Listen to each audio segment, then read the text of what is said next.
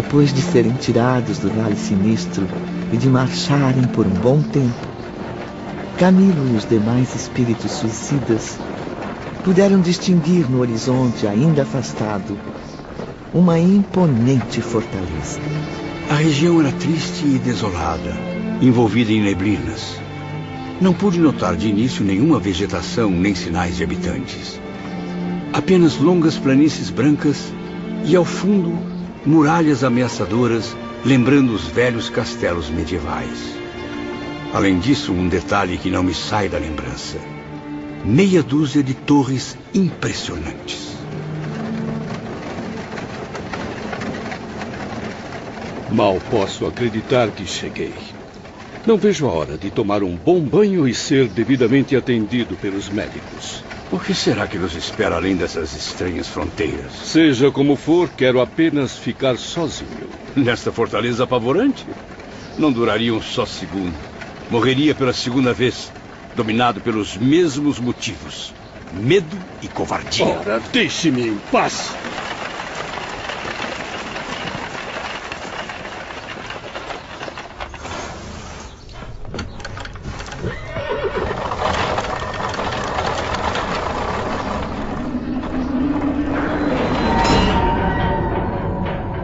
Vejam, há algo escrito na entrada: Legião dos Servos de Maria, Colônia Correcional.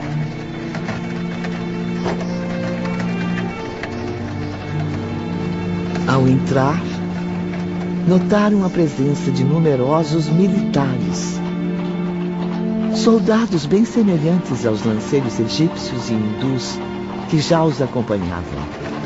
Sobre o portal da torre principal, lia-se outra inscrição misteriosa: Torre de Vigia.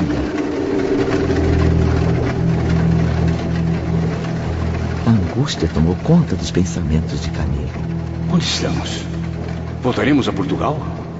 Viajaremos através de algum país desconhecido? Jamais vi em toda a Europa fortaleza tão nobre quanto esta. Qual será a finalidade de sua existência? E agora, ao entrar na cidade, tudo torna-se ainda mais estranho. Há um intenso movimento de pessoas. A neve cobre a paisagem, mas, incrível, não faz frio. E o sol? Ah, o sol. Por que tão tímido em meio à cerração? Está lembrado, Camilo. Os edifícios eram magníficos, no formoso estilo português clássico. Indivíduos atarefados, neles entravam e saíam em intensa movimentação, todos trajando longos aventais brancos. E como esquecer tão fantástica paisagem urbana? Prédios, ministérios públicos, departamentos, nobres casas residenciais também alinhavam-se graciosas, traçando ruas artísticas laqueadas de branco, como se fossem asfaltadas pela neve. Foi então que, à frente de um dos edifícios, nosso comboio parou.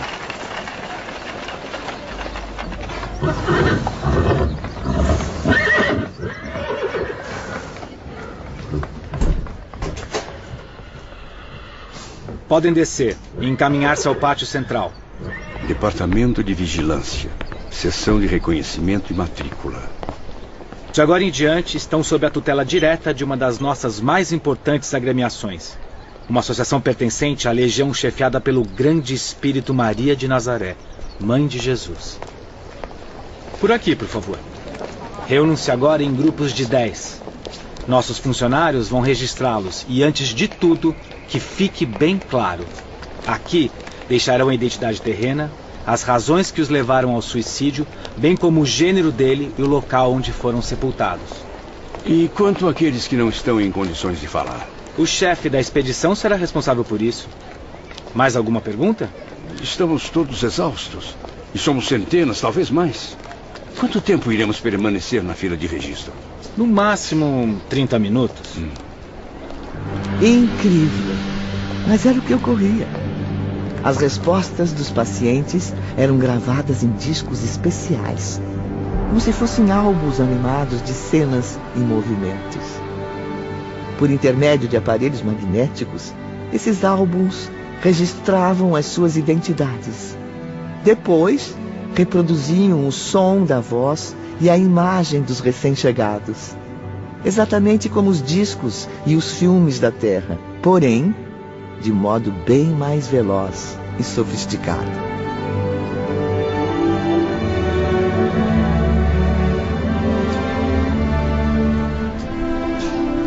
Minutos depois, já estávamos todos, ainda em grupos de 10, retornando dos gabinetes.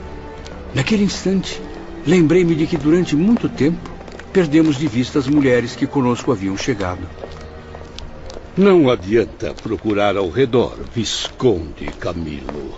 Elas se foram, todas, inclusive as prestativas enfermeiras. Os regulamentos impõem a necessidade de separar as mulheres de seus companheiros de desventura. Logo à chegada e imediatamente após a matrícula, todas estarão sob os cuidados de nossas funcionárias. Apenas enfermeiros homens? Nem tudo é perfeito. É uma das leis mais importantes da colônia correcional, Sr. Camilo. Desde que aqui ingressam, todos os homens são separados do elemento feminino. Agora, queiram acompanhar-me até as viaturas.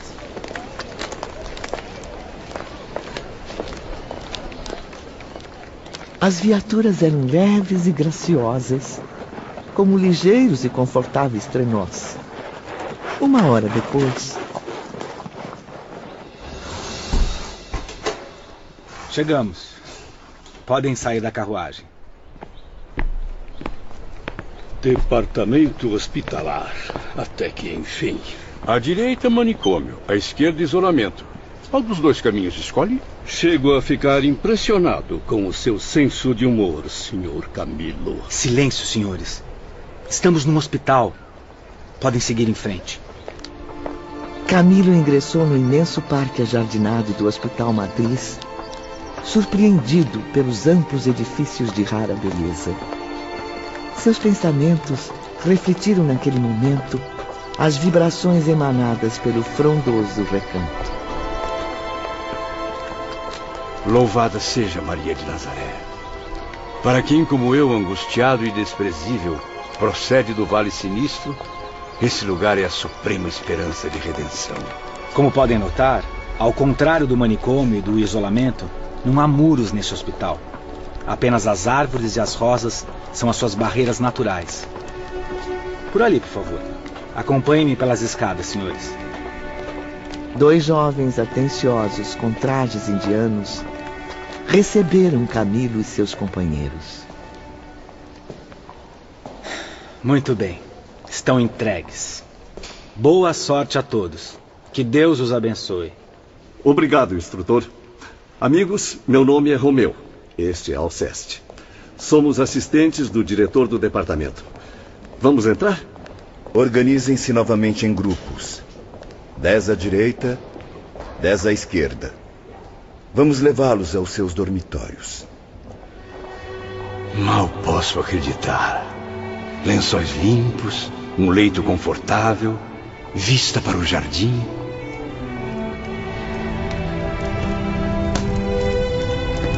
Convém lembrar que uma lareira também aquecia o recinto. E acima dela, suspenso na parede, um quadro fascinante, luminoso, da Virgem de Nazaré, pintado em estilo e cores jamais vistos na Terra. Acredito que agora, mais do que nunca, todos queiram tomar um bom banho e vestir novas roupas. Estou certo? Sim, claro.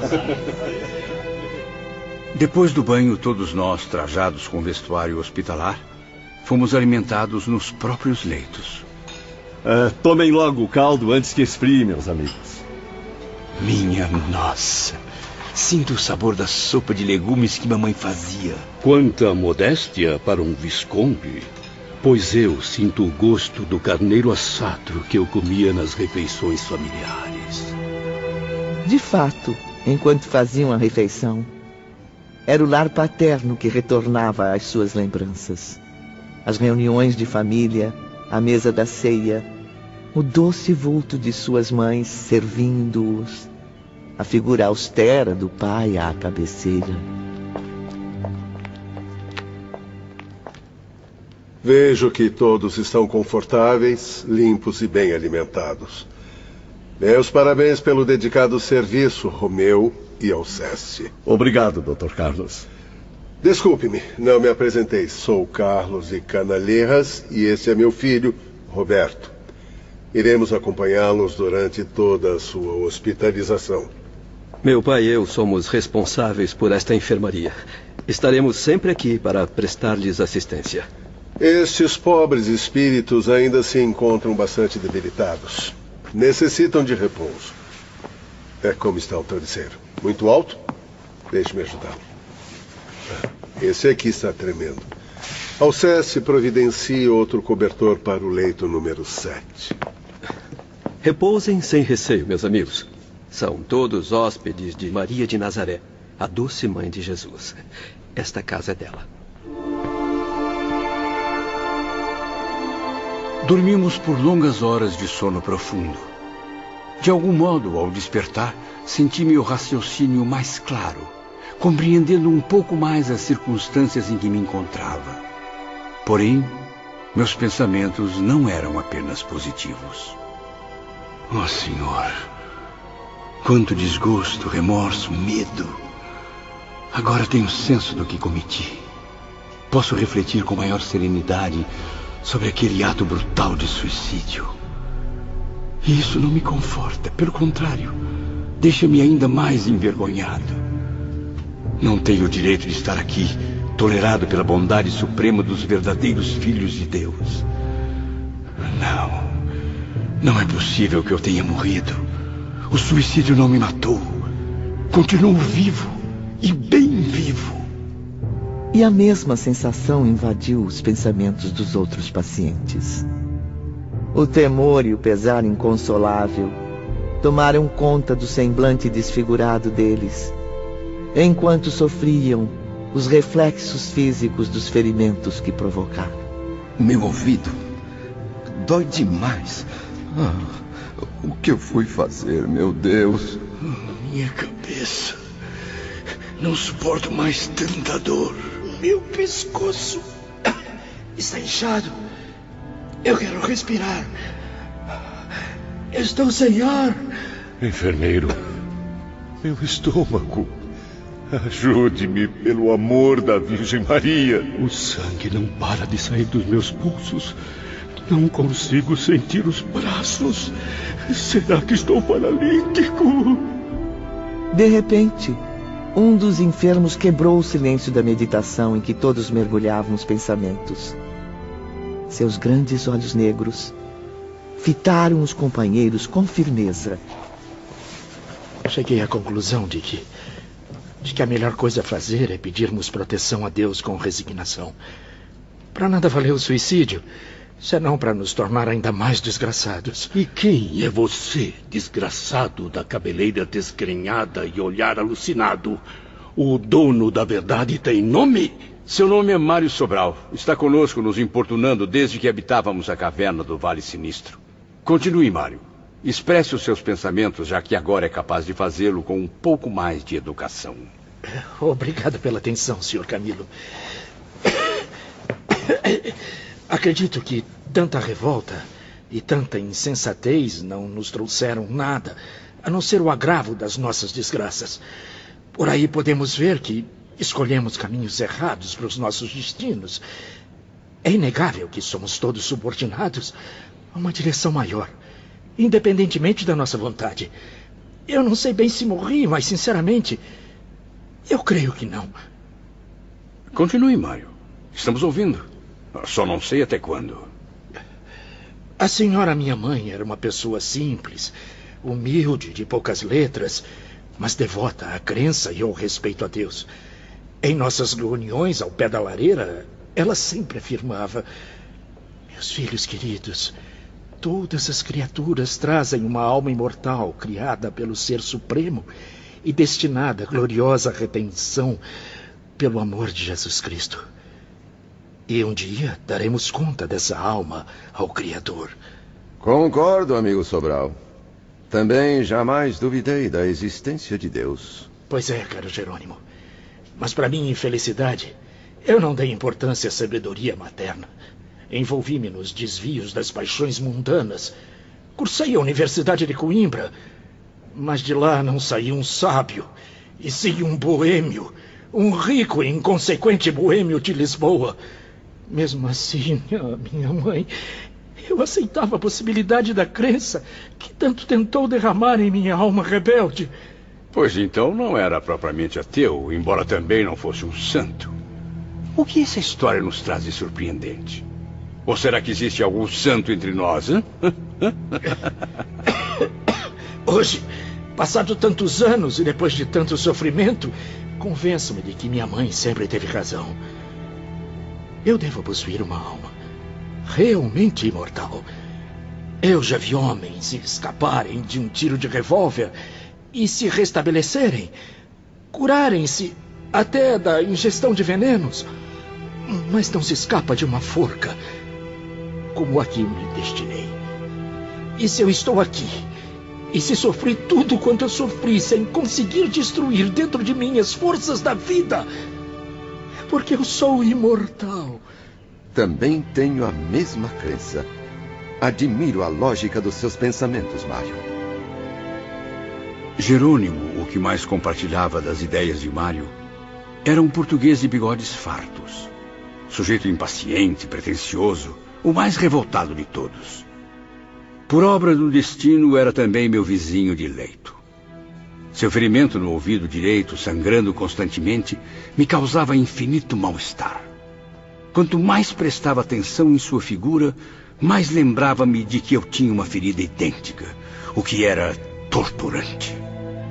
E se eu sou imortal, caros amigos, é porque eu possuo uma alma. Isso sim faz sentido. O corpo humano não é imortal, pois ele se consome no túmulo. E se eu possuo uma alma dotada da virtude da imortalidade, é porque ela proveio de Deus, que foi e será sempre eterno. Perdoa-me. Perdoa-me, o senhor insiste. Minha mãe dizia a verdade, e eu sempre a renegá-la com meus atos, meu descaso, minhas paixões. Agora é chegada a hora de prestar contas da minha alma. E eu não tenho nada a dizer a Deus, senão que minhas paixões a desgraçaram. Fui. Isto é, sou. Eu sou, afinal não morri, muito impaciente, nervoso e inconformado desde a juventude. E confesso que nunca levei a sério os verdadeiros deveres do cristão. Por isso mesmo, certamente, quando deparei-me com a ruína dos meus negócios comerciais... Que tipo de negócios, cristão desgarrado? Fui importador e exportador de vinhos. Preso a dívidas sem solução, surpreendido por irremediável falência, acusado por amigos e familiares como o único responsável pelo fracasso. A situação piorava a cada dia. Então, abatido pelo que poderia acontecer à minha família, a qual habituei a excessivo luxo, e que mesmo assim me culpava pela situação, fraquejei. Foi quando tentei abandonar a tudo, a todos e a mim mesmo. Suicidei-me com um tiro no ouvido. Mero engano, meus amigos. Mudei apenas de habitação, sem conseguir encontrar a morte. E perdi de vista minha esposa e filhos, o que tem me causado sofrimento ainda maior. É uma lástima. Caí nas trevas da desgraça. Esqueci-me de que o respeito a Deus, a família, o dever, seria o objetivo sagrado a atingir. Afinal, eu recebi bons princípios de moral em casa. Jovem, sedutor, inteligente, culto, a vaidade tomou conta de mim. E eu passei a cultivar o egoísmo, dando asas aos instintos inferiores, repletos de prazeres carnais. Prazeres carnais. Não seria redundância ou pleonasmo para os mais letrados? Poupe-nos dos comentários infames, Sr. Camilo. Estou até gostando da narrativa. A convivência na universidade fez de mim um arrogante, um tolo, cujas únicas preocupações eram com a autoconfiança, o sucesso, a imagem que todos tinham da minha pessoa.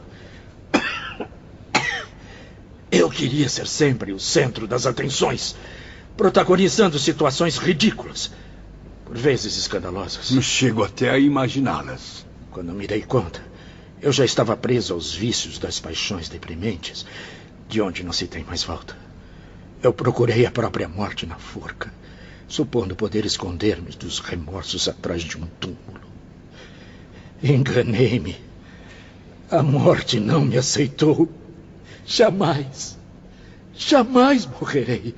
Hei de existir na presença daquele que é o meu Criador. Perdoe-me, meu Deus. Eu me arrependo.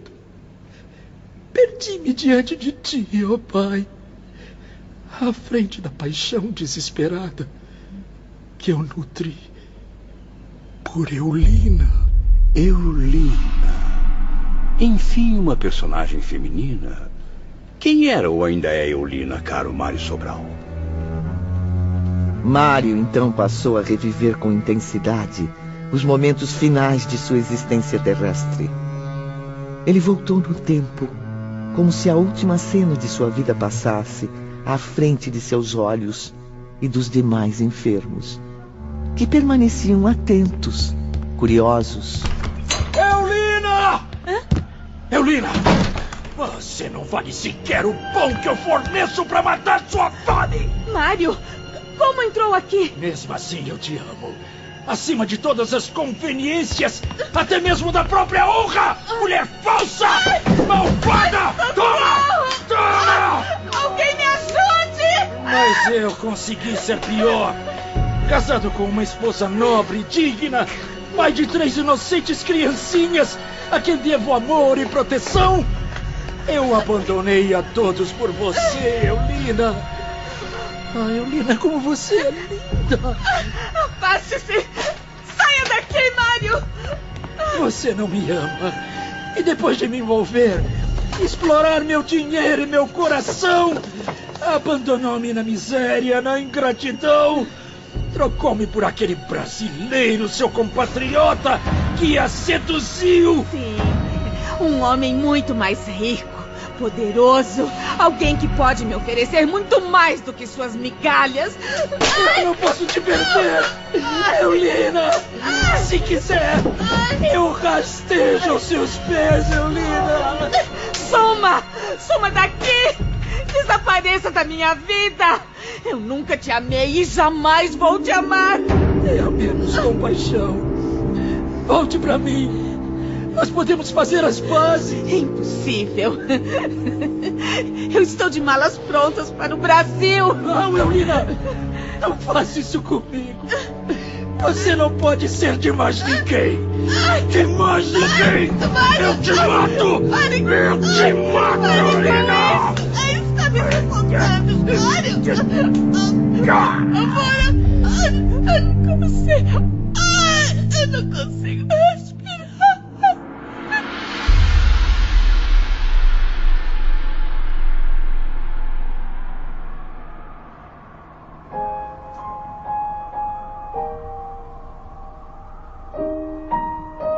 A cena terrível ainda permaneceu registrada por alguns instantes nas mentes dos enfermos.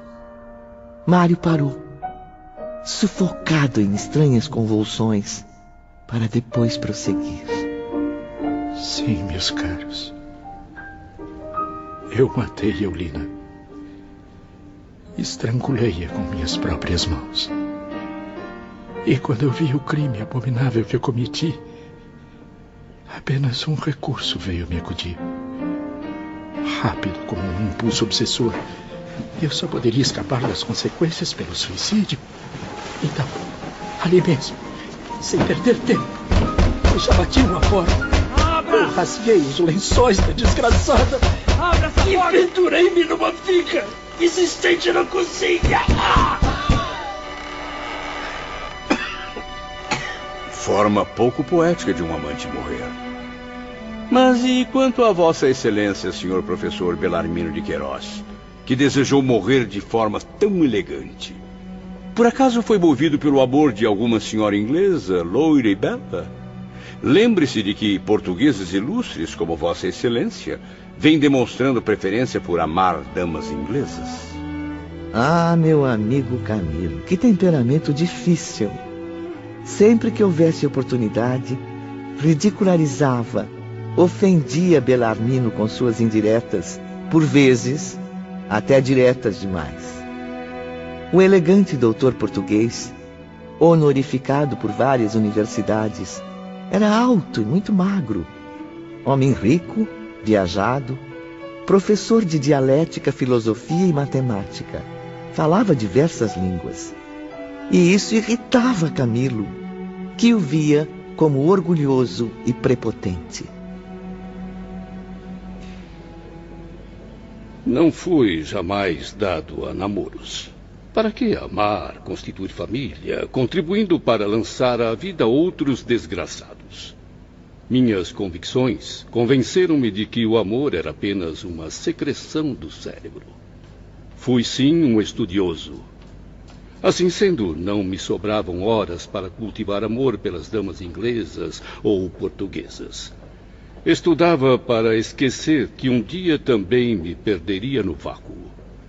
Fui um infeliz, como toda a humanidade assim o é. Desculpe-me, Sr. Bellarmino, mas isso é um absurdo. Impossível não haver passado ao menos alguns momentos felizes na vida terrena. A bem da verdade, caro Jerônimo, só no ambiente do lar desfrutava alguma satisfação. Agarrei-me ao lar quanto possível junto à minha mãe, que partilhava de minhas ideias. Portanto, Visconde Botelho, o motivo da minha tentativa de suicídio, como vê, não foi desgosto amoroso. Foi a perda da saúde. Fui sempre fisicamente debilitado, franzino, um triste sonhador.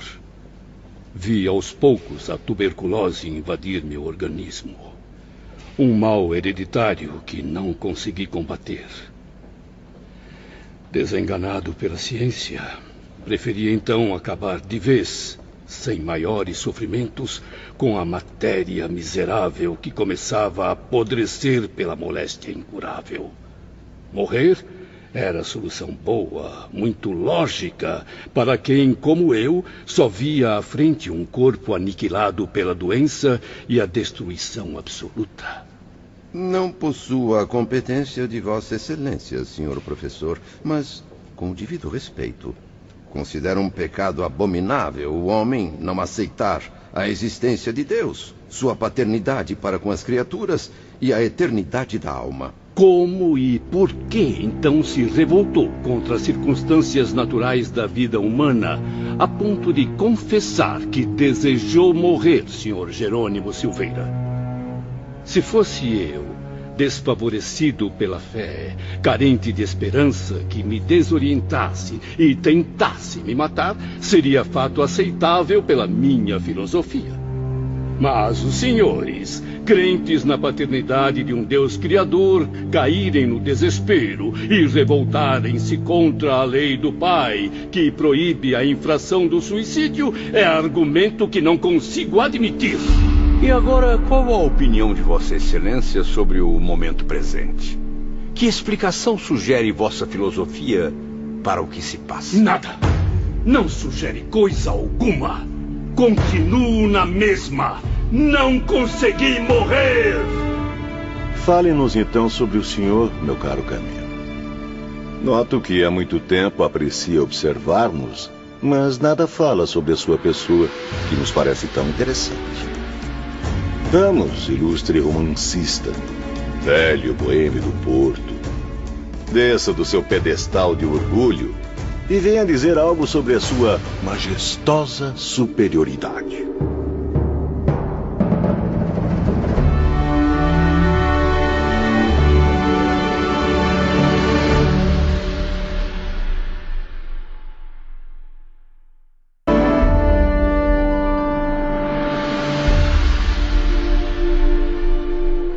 Sufocado pelo orgulho, pensei em ofender a todos e esquivar-me da resposta. Refleti. Por que haveria eu de responder a essa gentalha? Seria por acaso forçado a confessar segredos da minha vida a essa corja? Deveria alguma consideração a essa ralé que fui encontrar no Vale Imundo? Além do mais, se para lá eu também fui arremessado, considerava uma enorme injustiça. Não merecia estar ali. Achava-me superior, mais digno e melhor que os demais. Bem, entendo a reação do irmão Camilo. Espíritos suicidas não sabem dominar suas emoções. As más vibrações invadem seu interior e se expressam em palavras ofensivas. No entanto, Camilo, ao notar o tom sincero e contido de Belarmino, viu-se estimulado a assumir postura mais educada. Ignorando João de Azevedo, dirigiu-se ao nobre professor de dialética, que considerava o único com cultura suficiente para compreendê-lo. Eu, senhor professor, sou um indivíduo que se imaginava iluminado por um saber infalível. Na verdade, hoje começo a compreender que ignorava e continuo ignorando o que existe a 2 palmos do próprio nariz. Fui muito pobre, com o insuportável defeito de ser orgulhoso. Um homem que não descria da existência de um ser supremo, mas que jamais o respeitava, muito menos lhe dava satisfações. Quanto a mim, também não desejo permanecer desconhecido. Todos sabem os motivos que me levaram ao suicídio. A paixão pelo jogo. Joguei tudo, inclusive a honra e a própria vida. Por gentileza, senhor João de Azevedo, vamos deixar que Camilo prossiga. Em outro momento ficarei honrado também com a sua exposição. Fui ignorante em descrer na possibilidade de leis onipotentes partindo do Criador para dirigir a criação, o que me fez cometer erros gravíssimos. Sofri, e minha vida foi repleta de desânimo. O arrependimento nunca foi virtude do meu caráter violento e agitado. Quanto mais sofria, mais irritado e genioso ficava. E o orgulho? Eterno companheiro. Fazia-me acreditar que além de mim só existiam valores medíocres. Foram décadas de sonhos não realizados, decepções e desejos insatisfeitos. E após tantos fracassos, a cegueira, amigo, atingiu meus olhos cansados como prêmio para tantas lutas. Que Deus tenha piedade. Somos todos sofredores. Fiquei cego. A eterna escuridão se estendia sobre meus olhos. E nem a ciência dos homens, nem a fé dos solidários amigos, nem mesmo as preces ao Criador seriam capazes de me curar. Cego? Eu? Como eu viveria assim? Pensava que se o ente supremo, de quem eu não descria até então, existisse realmente, isso não aconteceria, porque Deus não teria intenção de me desgraçar. Se houvesse milhões de cegos no mundo, todos filhos do mesmo Deus, eu nada teria com isso. Mas logo eu, não deveria ser. Injustiça um fim desses para mim. Cego. Era um absurdo. Ainda mais para tão nobre escritor cuja visão é matéria-prima fundamental. O desespero passou a devorar minhas energias, minha moral, minha coragem. Fui aos poucos reduzindo minha inferioridade de um covarde.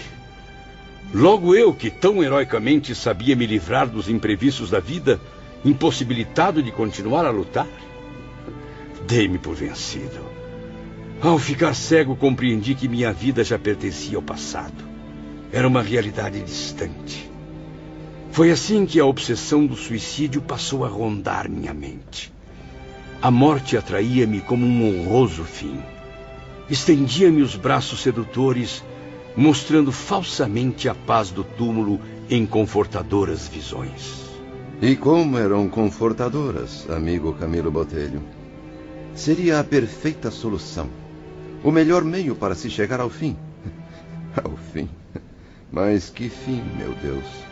Decidido, sozinho com a desgraça, abandonado pela fé, criei um tribunal em torno de mim mesmo. Considerei-me um mártir e condenei-me sem apelação.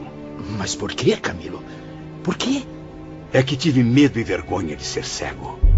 Matei-me no intuito de encobrir da sociedade, dos homens, dos meus amigos, a minha deficiência. Não, meu orgulho jamais permitiria. Ninguém iria se vangloriar vendo-me receber a compaixão alheia. Ninguém contemplaria o espetáculo humilhante da minha figura tateando nas trevas. Meus inimigos não teriam o prazer da vingança ao assistirem à minha derrota. 1000 vezes não. E Deus? Por que não recorreu à luz do Senhor Supremo? Deus? Foi ingrato comigo, pensava. Revoltei-me contra o destino. Para mim, Deus, o destino, o mundo, a sociedade, estavam todos errados. Só eu estava certo. Somente eu. Porque eu possuía inteligência avantajada e era tão pobre, quase faminto, ao passo que circulavam em torno de mim ignorantes de cofres recheados. Eu que me sentia idealista e bondoso, porque vivia molestado por problemas insolúveis. Eu, cujo coração era generoso, porque vivia incompreendido, ferido pelo descaso. Eu, honesto, correto, de bom caráter, porque vivia a tratar como patifes, negociar com ladrões, confiar em ordinários. Sim, era demais para mim. Ah, ladrões, patifes, ordinários. Conheci bem esse tipo de gente no mundo do jogo. Certamente. Afinal, também era um deles. Repita isso e eu te mato, desgraçado! Ladrão! Eu quero respeito, senhores! Senhores, tenham calma! Controlem-se antes que sejamos expulsos. Por acaso desejam retornar aos braços do Vale Sinistro? O senhor tem razão. Por favor, senhor Botelho, continue. Faltou-me compreensão para tão grande anomalia, meus amigos. Não compreendi Deus. Não entendi sua lei. Não entendi a vida. Só compreendi uma coisa. Precisava morrer. Devia morrer. E quando uma criatura deixa de confiar no seu Deus e Criador, torna-se desgraçada. É um miserável, um demônio, um réprobo. Quer o abismo, procura o abismo, atira-se ao abismo. Atirei. As palavras de Camilo acabaram contaminando o ambiente da enfermaria. Os tristes enfermos foram tomados por vibrações negativas. Seus pensamentos retornaram à trágica cena do próprio suicídio. Oh, minha mãe, me ajude. Eu quero morrer. Socorro! Socorro! Eu não suporto mais tentador! Meu ouvido! Explodiu meu ouvido e continuo aqui vivo! Por quê? Mas o que está acontecendo aqui? Tenha calma, Sr. Camilo. Venha comigo. Por favor, venha comigo. Precisa retornar ao leito. Senhor Jerônimo, não pode se exaltar assim. Está ardendo em febre. Deite-se aqui. Beba um pouco d'água. Alceste, o enfermo Mário Sobral precisa de um cobertor. Está com muita febre. Momentos depois, após acudirem aos angustiados hóspedes, os enfermeiros Alceste e Romeu conversaram com o Dr. Roberto de Canaleiras em seu gabinete reservado.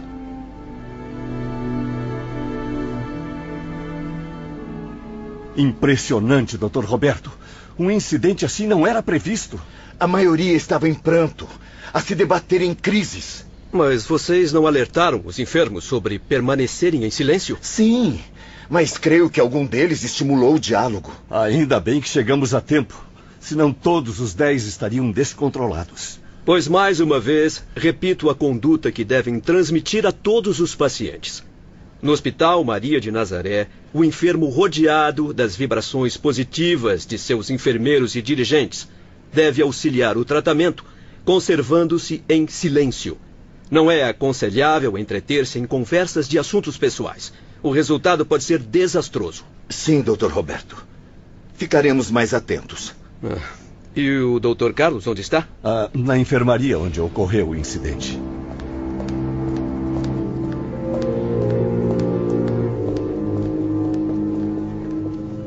Senhores, convém repousarem. Procurem esquecer o passado, as recordações chocantes. Infringiram hoje um dos mais importantes regulamentos internos e não adianta alegar que não o conheciam. Como puderam perceber desde que chegaram, há letreiros luminosos em toda parte pedindo silêncio. Silêncio e discrição. Mas então, Seremos punidos, Dr. Carlos? Desta vez não, Sr. Jerônimo. Mas uma reincidência implicará em punição por parte da diretoria. E que tipo de punição, se já estamos todos aqui punidos pelo passado?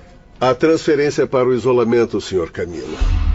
Se o que aconteceu agora há pouco se repetir, produzirá distúrbios de consequências imprevisíveis, não somente para o nosso estado geral, mas também para a disciplina hospitalar. Devo lhes dizer que as regras no isolamento são bem mais rigorosas e, confesso, desejo evitar que essa medida tão ríspida seja tomada. Desculpe-me. Estou envergonhado. Creio que acabamos nos envolvendo demais com nossas tristes histórias. Se depender de mim, tal incidente não se repetirá. Espero em Deus e confio nos senhores quanto a isso. De qualquer maneira, a partir de agora, um guarda do regimento de lanceiros está designado para o plantão nesta enfermaria.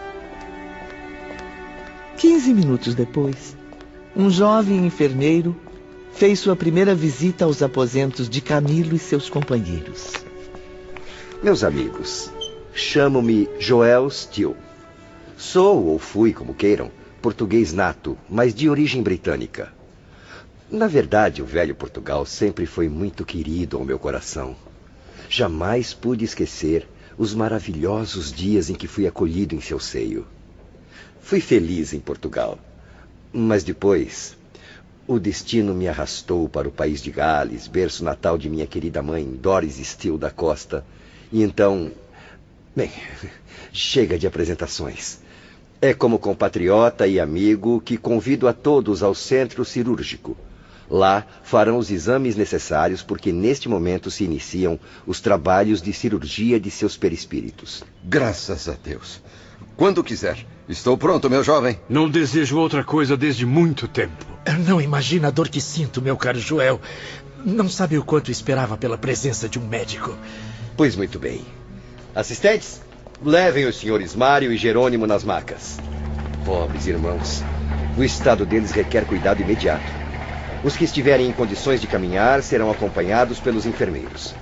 Podemos ir? Camilo e os demais enfermos saíram, amparados pelos braços fraternos dos assistentes. Ele pôde então distinguir algo desse magnífico hospital que ainda não havia notado.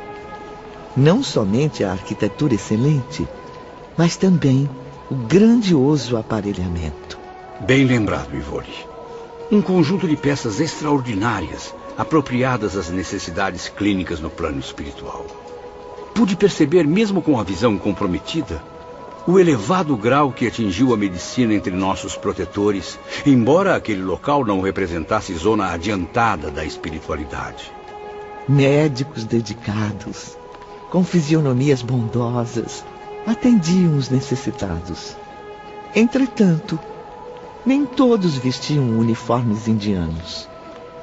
Muitos trajavam longos aventais brancos e transparentes, como umas túnicas especiais, de tecido fosforescente. Senhor Camilo, aqui chegamos ao pavilhão reservado aos trabalhos assistenciais. Transfiro os seus cuidados agora ao Dr. Roberto de Canalejas. Muito obrigado, Joel. Fico muito grato em revê-lo, Dr. Roberto. Eu estou aqui para ajudá-lo no que for possível, Camilo. Queira me acompanhar, por favor. O senhor precisa fazer minuciosos e importantes exames. Meu pai, o Dr. Carlos e Ruaendo, nosso cirurgião, também vão lhe prestar assistência. Entra, Camilo. Estávamos esperando pelo senhor. Já conhece o Dr. Ruaendo? Boa tarde. Boa tarde. Fique à vontade. Vou ajudá-lo a deitar-se. Na hora seguinte, recebi intenso socorro físico e espiritual. Justamente nas regiões do meu corpo terreno que foram dilaceradas pelo projétil. Os aparelhos faríngico, auditivo, visual e cerebral estão bastante comprometidos. Uma indefinível sensação invadiu a minha mente durante aquele estranho tratamento. Era como se eu possuísse um segundo corpo, um modelo do que foi destruído pelo suicídio. Como se eu fosse duplo e o segundo corpo, mesmo possuindo a capacidade de ser indestrutível, sentisse ainda as dolorosas vibrações do primitivo. Preparar sondagem de luz. Serão necessários muitos banhos magnéticos. Ativar bálsamos purificadores. Assistente, faremos agora as intervenções de substâncias luminosas, extraídas dos raios solares.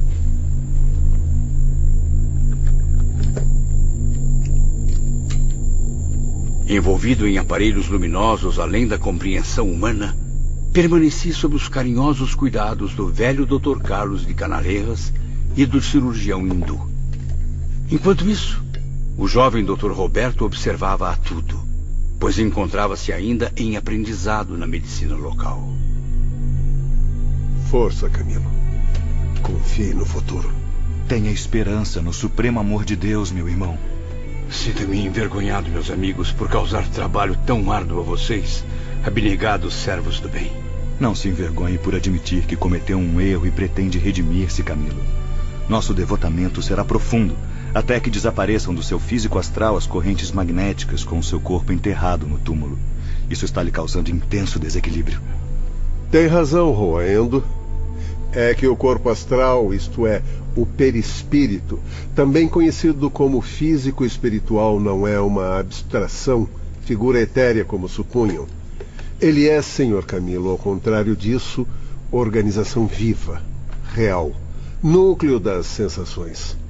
E nessas sensações repercutem-se todos os acontecimentos impressionantes à mente e que afetam o sistema nervoso. E já que nesse envoltório da alma persiste também uma matéria, existe a possibilidade de este adoecer. Ressentir-se. Estou certo, meu pai? Exatamente, Roberto. Afinal, mesmo de natureza indestrutível, a matéria nesse estado é também muito sensível, não podendo suportar sem grandes distúrbios a violência de um suicídio. Sinto-me ainda confuso com seus métodos e essas estranhas explicações sobre o meu estado. Mesmo com tantos cuidados médicos, crescem minhas dúvidas, Dr. Carlos. Muitas vezes, durante a desesperadora permanência no Vale Sinistro, cheguei a acreditar que morrera. Ah, sim. E que minha alma condenada sofria nos infernos as loucuras praticadas na vida. Agora, porém, mais sereno e internado num bom hospital como esse, novas incertezas inquietam o meu espírito. Pois então nos diga, amigo Camilo, o que o aflige? Não é possível que eu tenha morrido. Isso seria morte, seria vida. Mas afinal, onde me encontro? O que aconteceu? Estou sonhando. Morri ou não morri? Estarei vivo ou morto? Não, meu amigo. Não morreu. Não morrerá jamais. Porque a morte não existe na lei que rege o universo. Mas então o que houve comigo? O que se passou foi simplesmente um lamentável desastre com seu corpo físico terreno, aniquilado precocemente por um ato desorientado. Não estava vivo? A vida não residia naquele seu corpo físico terreno, e sim neste, que vê e sente no momento. O espírito, portanto. Este é o que realmente sofre, vive, pensa e traz a qualidade sublime de ser imortal. O outro, o de carne, foi apropriado apenas para o uso durante sua permanência na Terra e já desapareceu sob a pedra de um túmulo. Ainda não compreendo. Tudo está muito nebuloso. Fique calmo, Sr. Camilo. Compreenderá melhor à medida que for se restabelecendo. Camilo foi levado de maca rumo à enfermaria. Seu estado requeria repouso. Serviram-lhe uma sopa reconfortante. Deram-lhe água cristalina e balsamizante. Obedecendo à caridosa sugestão de Roberto, procurou adormecer.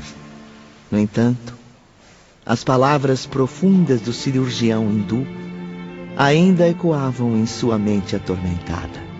A vida não residia no corpo físico terreno que destruiu, mas sim neste espírito que vê e sente no momento, o qual traz a qualidade sublime de ser imortal.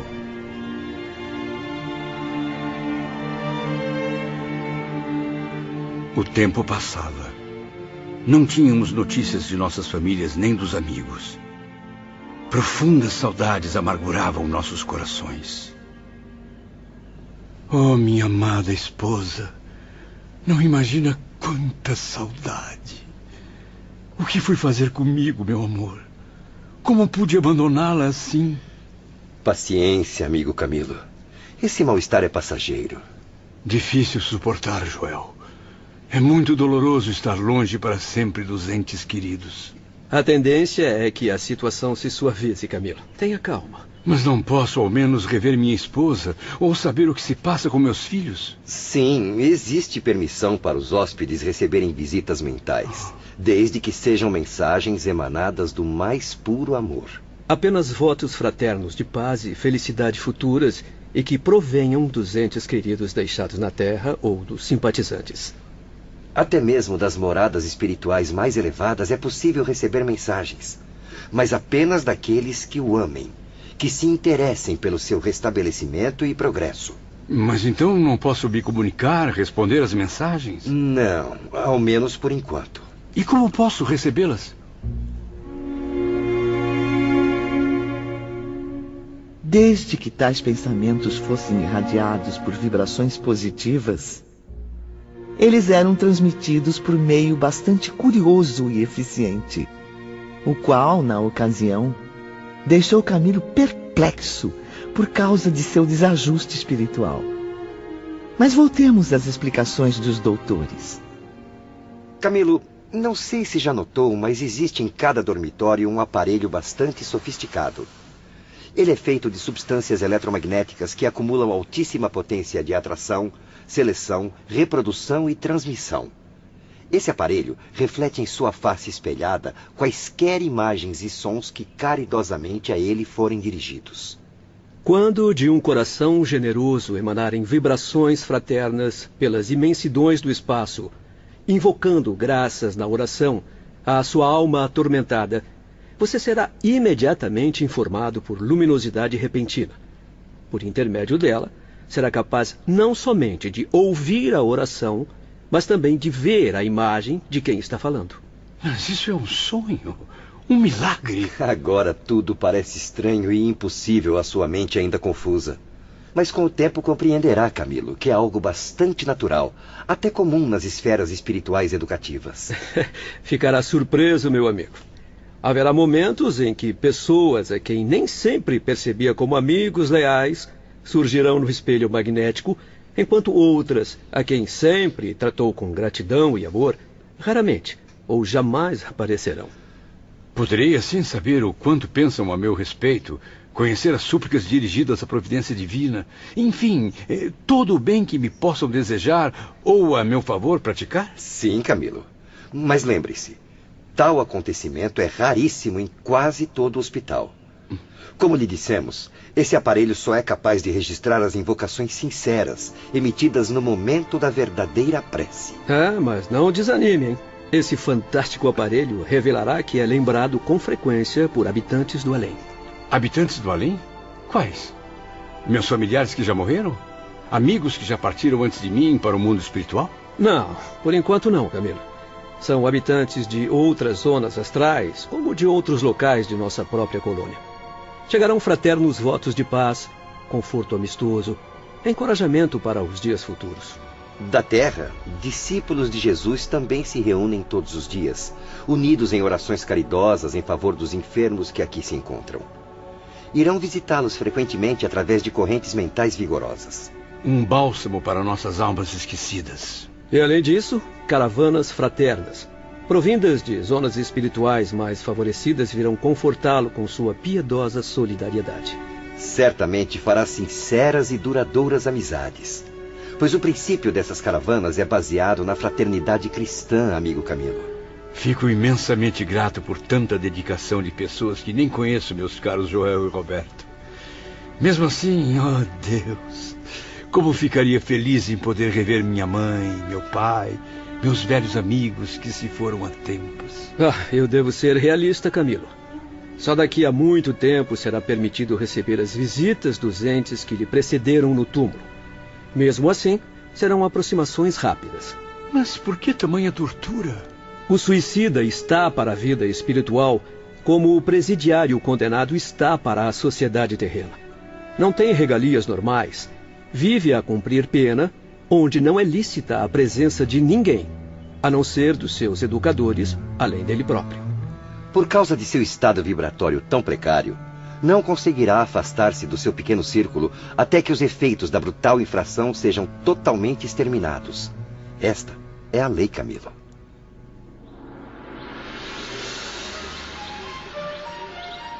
Dias depois, em certa manhã... Bom dia, meus amigos. Como se sentem? Bom dia, Dr. Roberto. Aqui devemos confortadora visita logo ao nascer do sol.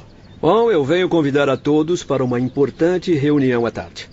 Na ocasião, irão conhecer o diretor do departamento para esclarecimentos de interesse geral. Não quero comparecer. Estou indisposto. O que irão fazer? Prender-me por acaso? Jerônimo, o que é isso? Veja como fala com o doutor. Não o estou reconhecendo. Não se intrometa, Visconde Botelho. Não quero ir e pronto. Não sou obrigado a obedecer por um simples fato. Estou hospitalizado, doente, além do que agora não me interessa outra coisa a não ser notícias da minha família.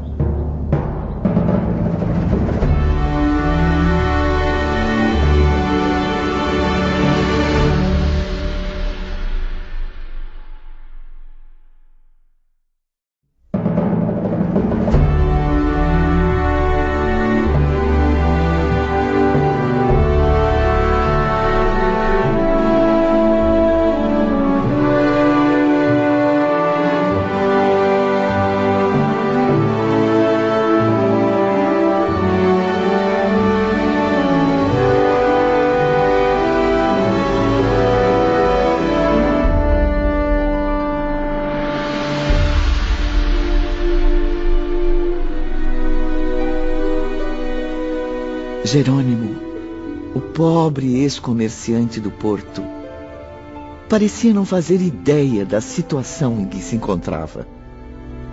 Mais do que os companheiros da enfermaria, perdia-se na desordem mental entre os estados do corpo e do espírito. Seu mau humor se agravava dia após dia, e naquele momento, ele acabou surpreendendo a todos com sua postura agressiva. Menos ao Dr. Roberto. Não há problema algum, Jerônimo. Eu vim aqui para lhes trazer um convite, não uma ordem. Por isso mesmo, nenhum dos senhores será forçado a comparecer. Que isso, doutor. Ficamos muito honrados com o convite. Creio que todos, exceto Jerônimo, irão à reunião com muito prazer. Senhor doutor, venho pensando em obter de Vossa Excelência um favor inestimável, pois acredito na generosidade de seu nobre caráter. Estou ao seu inteiro dispor, meu amigo Jerônimo. Em que posso ajudá-lo? É que tenho extrema necessidade de encaminhar um pedido à diretoria desta casa. Estou aflito pela falta de informações sobre minha família, que não vejo há muito. Nem eu sei há quanto tempo. Eu compreendo. E o que o senhor deseja? Em vão tenho esperado notícias aqui no mundo espiritual, e já não me restam forças para sofrer tamanha ansiedade. Desejo obter licença para ir até minha casa na Terra e certificar-me do porquê de tanto silêncio, tanto desprezo. Não sou visitado pelos meus, não recebo cartas. Seria possível que Vossa Excelência encaminhasse um requerimento ao senhor diretor? Absolutamente, meu caro. Os regulamentos internos não proibiriam minha atitude, proibiriam? Não há proibição. O diretor deste estabelecimento terá satisfação em ouvi-lo. Verdade?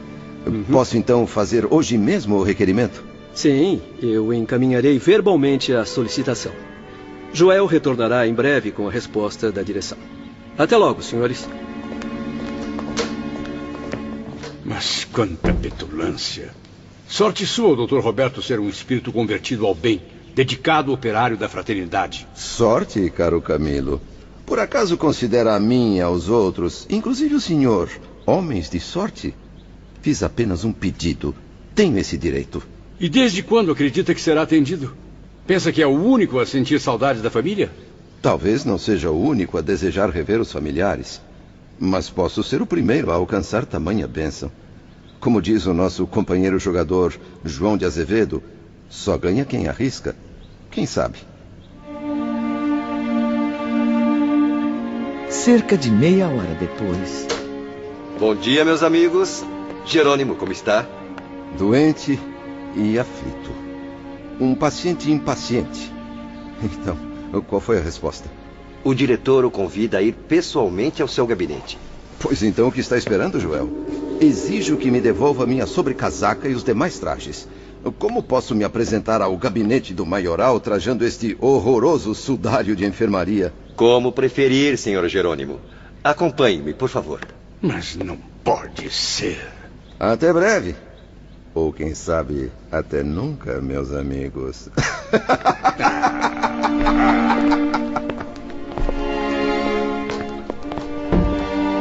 Meus caros, Alceste e eu viemos convidá-los a acompanhar seu amigo Jerônimo de Araújo Silveira. Não compreendo, Dr. Roberto. Isso não iria contra os regulamentos internos? Estamos cientes de que nenhum de vocês está satisfeito com os regulamentos que, de algum modo, proíbem notícias da Terra. No entanto, convém informá-los de que tamanho rigor foi estabelecido em benefício dos próprios senhores, embora não exista nenhuma proibição formal para uma rápida visita aos planos terrenos. Ora, mas então para que tanta rigidez? Senhor Bellarmino, meus amigos, prestem atenção a este aparelho que já conhecem. Venham, aproximem-se. Todos podem sair dos leitos e sentar-se nas poltronas. Alceste, por favor, comece os ajustes. Vão acompanhar agora os passos de Jerônimo desde o momento presente. Caso ele venha a obter a licença, como espero que aconteça, vocês farão com Jerônimo a viagem que ele tanto deseja. Porém, não precisarão sair deste local. E amanhã, se ainda desejarem descer aos seus antigos lares em visitas prematuras, serão atendidos imediatamente. Portanto, prestem atenção. Alceste vai ampliar o aparelho até que apareçam as imagens de Joel e Jerônimo em tamanho natural. Perplexos, mas interessados, acomodamo-nos nas confortáveis poltronas. Era como se aguardássemos o início de uma peça teatral. E, de repente... Espantoso! Joel diante de nós, no mesmo plano em que estamos. Sua imagem é perfeita. Parece estar conosco de verdade aqui dentro da enfermaria. Vejam, está amparando Jerônimo pelo braço, caminhando em busca da saída de serviço. E tudo ia se tornando tão intenso que logo esqueceram-se de que, na verdade, continuavam sentados em poltronas em seus aposentos no mundo espiritual.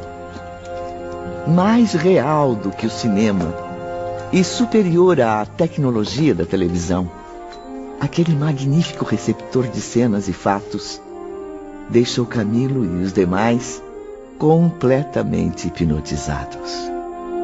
E assim foi até que, embarcando na magia daquele fantástico aparelho, atravessamos com Joel e Jerônimo algumas alamedas do Parque Branco e chegamos ao edifício central. Ali se instalava a chefia daquela formosa falange de cientistas. Chegamos, senhor Jerônimo. A partir de agora, está sob os cuidados de Romeu, assistente do diretor. Seja bem-vindo, meu amigo.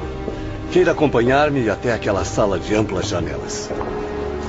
Era um gabinete, espécie de escritório de consultas ou sala de visitas, disposto em perfeito estilo indiano.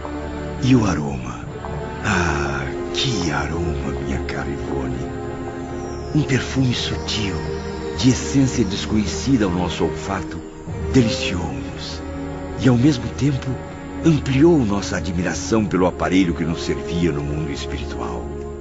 Logo em seguida, uma leve cortina de tecido flexível agitou-se numa das portas frontais. Confesso que me diverti ao ver a reação de Jerônimo. De um salto, o pobre homem que estava sentado procurou levantar-se e fugir, mas foi impedido por Romeu. Caro irmão Teócrito, aqui está nosso pupilo Jerônimo de Araújo Silveira. À sua frente estava um respeitável homem, em torno dos 50 anos de idade, rigorosamente vestido à indiana. Trazia um turbante alvo, no qual cintilava formosa esmeralda em forma de estrela. Túnica de mangas fartas, faixa na cintura e sandálias típicas. Romeu prosseguiu. Jerônimo vem nos preocupando muito. Deseja visitar a família no ambiente terreno. Ele não se conforma, muito menos suporta a obediência aos princípios de nossa instituição. Afirma que prefere acumular tristezas a esperar a ocasião oportuna para satisfazer seu desejo. A nitidez da imagem era de um realismo absurdo, surpreendente. O rosto do ilustre diretor, suavemente moreno, era de linhas clássicas, e o brilho de seus olhos faiscava inteligência. Percebi que Jerônimo, assim como nós, ficara surpreso e encantado com aquela nobre figura. É a mais pura expressão da verdade, senhor príncipe. Prefiro envolver-me novamente no remoinho de dores do qual saí há pouco, a suportar por mais tempo as saudades da minha família. Se então não existe proibição nas leis, rogo a generosidade de Vossa Alteza concessão para rever meus filhos.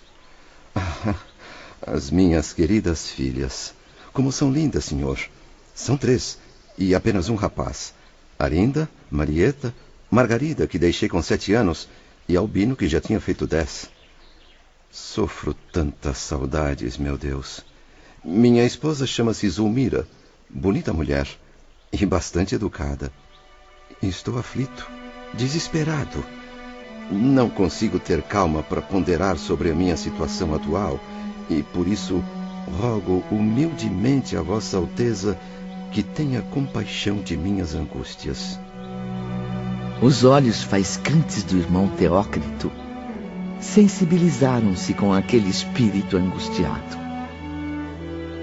O diretor contemplou-o bondosamente, penalizado diante da desarmonia mental do paciente. Surpreso, Jerônimo percebeu naquele olhar não autoridade, mas compreensão. Não arbitrariedade, mas a humildade de uma lágrima que nascia nas pálpebras. Venha cá, Jerônimo. Aproxime-se. Sente-se aqui. Beba um pouco desta água. Vai lhe fazer bem, meu amigo.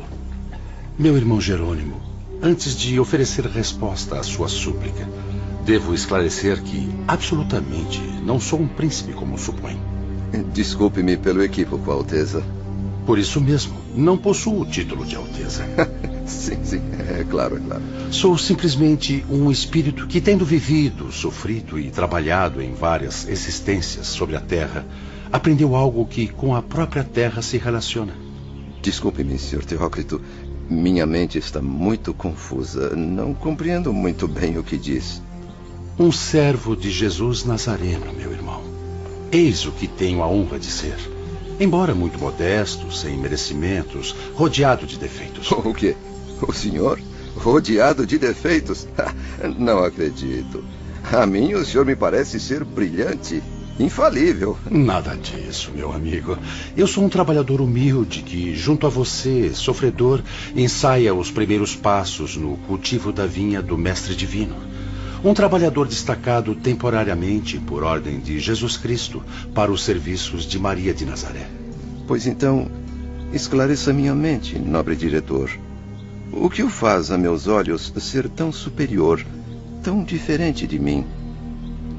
Entre nós, Jerônimo, você e eu, existe uma pequena diferença, distância não muito avançada.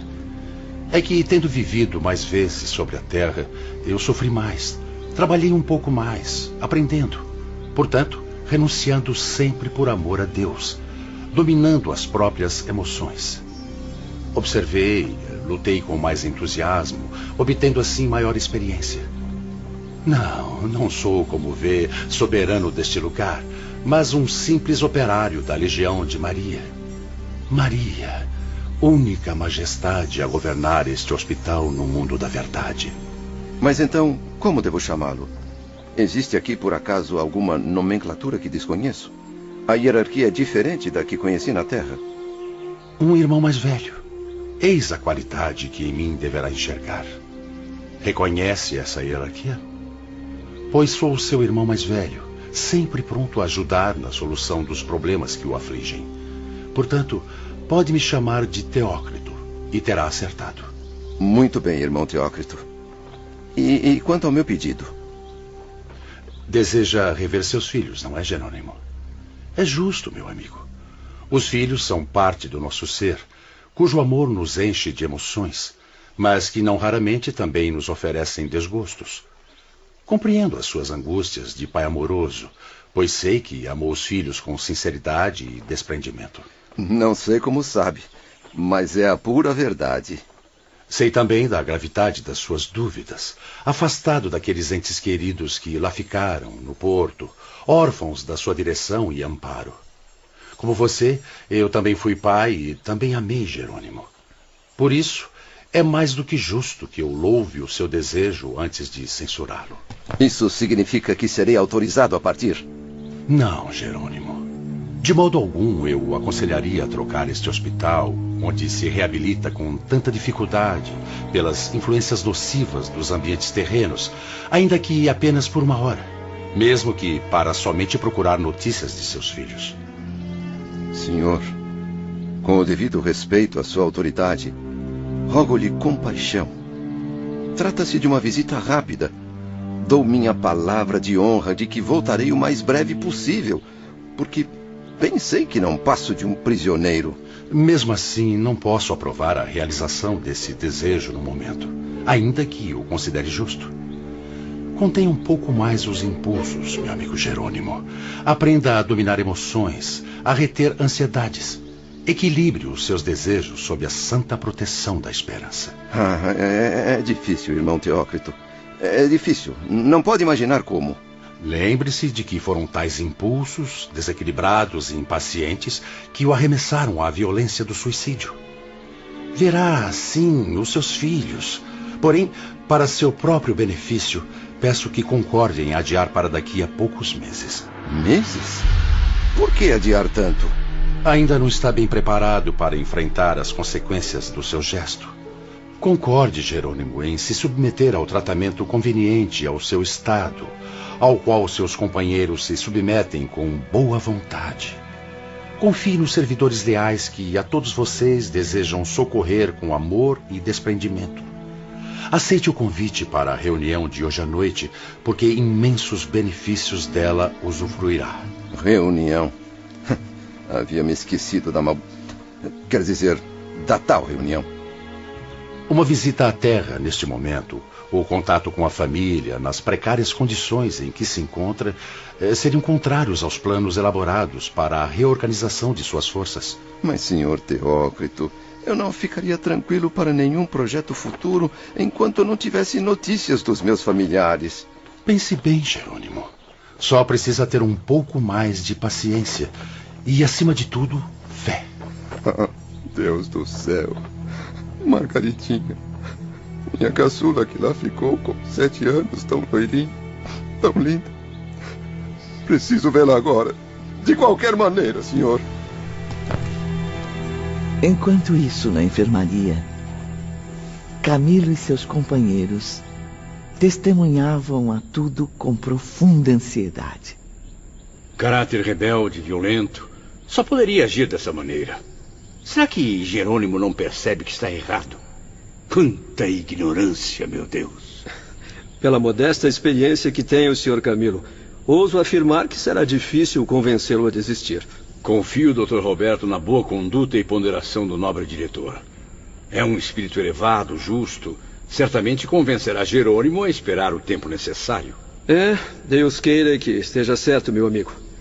Infelizmente, Jerônimo não alcançou a sensibilidade suficiente para compreender... Compreender o quê? A sublime caridade que está recebendo. E todos voltaram novamente a atenção ao magnífico aparelho que continuou reproduzindo o diálogo entre Jerônimo e o irmão Teócrito. Já se lembrou de apelar para a grandeza do Todo-Poderoso? Assim, poderia alcançar as graças para a paciente espera que seria coroada de êxitos. Orar, orar e orar. É o que mais me pedem para fazer todos os dias, todas as noites. Mas as infinitas orações não resolvem o meu problema. Queremos o seu bem-estar, Jerônimo. Nosso desejo é resolver sua situação e promover sua reabilitação. Volte-se para Maria de Nazaré, sob cujos cuidados foi acolhido.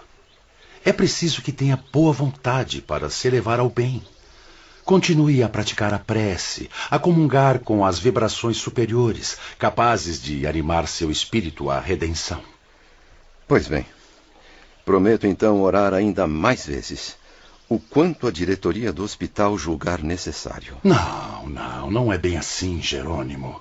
É indispensável que ore por livre e espontânea vontade, porque jamais o obrigaríamos a isso. Muito menos poderíamos fazê-lo por você. Renuncie, então, a esse plano cujo resultado não será positivo. Confie em nossos bons desejos de auxílio e proteção à sua pessoa. Confiarei, senhor. Irmão Teócrito, viverei de joelhos aos pés de todos vocês, se for necessário.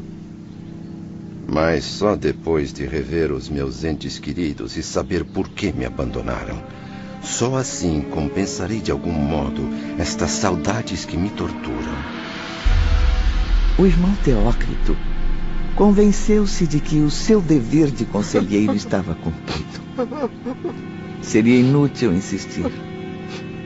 Contemplou Jerônimo, que se entregou às lágrimas, enquanto Romeu, o assistente, abanou a cabeça penalizado.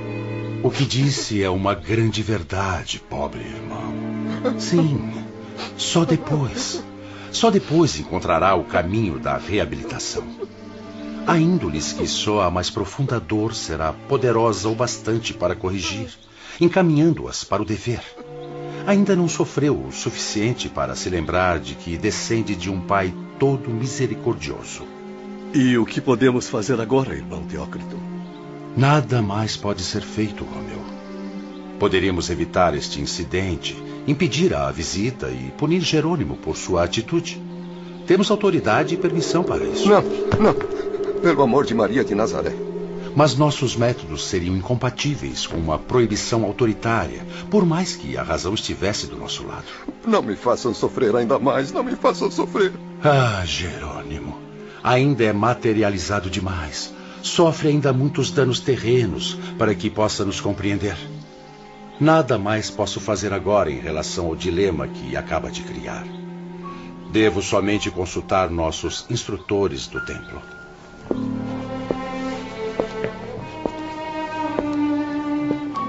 Após retirar-se para um aposento secreto, o irmão Teócrito comunicou-se telepaticamente com a direção geral do Hospital Maria de Nazaré. Em um curto espaço de tempo, retornou ao seu gabinete, onde Jerônimo o aguardava ansioso.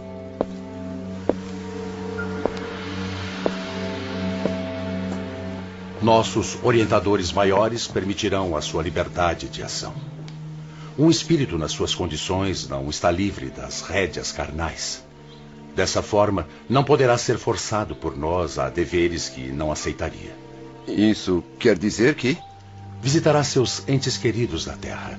Irá a Portugal, à cidade do Porto, onde residia, a Lisboa, como deseja. Graças a Deus. Graças à diretoria geral. Romeu, como estou? Preciso tomar um bom banho, me recompor. E não se esqueça dos meus trajes, hein? Compreendo o seu entusiasmo, meu amigo. Mas não se esqueça. A ternura paternal do Criador leva a extrair, muitas vezes, de um ato condenável, um exemplo saudável, tanto para o próprio delinquente, quanto para quem o observa. Por isso, estou certo de que sua inconsequência servirá de exemplo para você mesmo e de advertência para quem dela tomar conhecimento. Perfeitamente, irmão Teócrito. Estou liberado. Só mais uma coisa, meu caro. É que, deixando de aceitar nossos conselhos e rebelando-se contra os regulamentos, cometerá um erro cujas consequências recairão sobre você mesmo. Essa visita, portanto, será realizada sob sua exclusiva responsabilidade. Não existe permissão para ela. É o seu livre arbítrio que a impõe. Compreendo. Posso ir agora? Se as decepções forem maiores que suas capacidades para o sofrimento, dirigirá as queixas contra si próprio, Jerônimo. Por isso deixamos de fornecer as desejadas notícias pelos meios de que dispomos. Afinal, a verdade é que não havia necessidade de se afastar daqui a fim de obtê-las. Vamos, Jerônimo. Precisa se preparar para partir. Obrigado, irmão Teócrito. Muito obrigado. Pode ir agora, meu amigo. Que os seus caprichos sociais terrenos sejam satisfeitos. Porque bem cedo ficará aborrecido com a terra. Que o deixem agir como deseja. A lição será amarga, mas irá proporcionar uma compreensão mais rápida e, com o poder de Deus, maior progresso também. Enquanto isso, na enfermaria, fez-se uma pequena pausa na reprodução dos acontecimentos. Todos os enfermos, a começar por Camilo, reprovaram o comportamento de Jerônimo. Jamais imaginei que ele pudesse se comportar com tanta displicência. Má educação. Esta é a principal causa de tamanho desrespeito aos regulamentos. Eu concordo em parte, caro Belarmino. Certamente a boa educação ajuda muito na adaptação aos ambientes espirituais. Porém, ela não representa tudo. Os puros sentimentos, o estado mental em harmonia com princípios elevados e o bom caráter, produzem a boa educação moral e espiritual. E tais virtudes formam o principal elemento para uma esperançosa situação no além-túmulo, desde que o suicídio não venha a anular tal possibilidade. Dr. Roberto, os diretores não poderiam fornecer as notícias solicitadas sem que o enfermo se arriscasse em uma viagem tão perigosa? Sim, meu bom Camilo. Se tais notícias cooperassem para o bem-estar do paciente. Aliás, em regra geral, convém a entidades espirituais suicidas como vocês ficarem longe de emoções fortes. Haja vista o estado de exaltação em que se encontram. Então, todos nós estamos, por acaso, proibidos de sentir saudade dos entes queridos? Mas é claro que não. Saudade é um sentimento positivo, desde que em equilíbrio, é como qualquer outro sentimento. Eu só quero esclarecer que notícias da Terra jamais confortarão nenhum de nós que pertencemos à espiritualidade. No caso de Jerônimo, é evidente o objetivo da diretoria de esconder do enfermo algo que o magoará profundamente sem necessidade. Por que, Dr. Roberto? Bom, porque se Jerônimo se submetesse de boa vontade aos regulamentos, a realidade que ele presenciará em breve viria na época certa, quando estivesse preparado para enfrentá-la. Isso evitaria choques muito dolorosos. Porém, agindo sem subordinação, coloca-se numa situação delicada e por isso terá que responder pelas próprias consequências. E quais serão as consequências, doutor?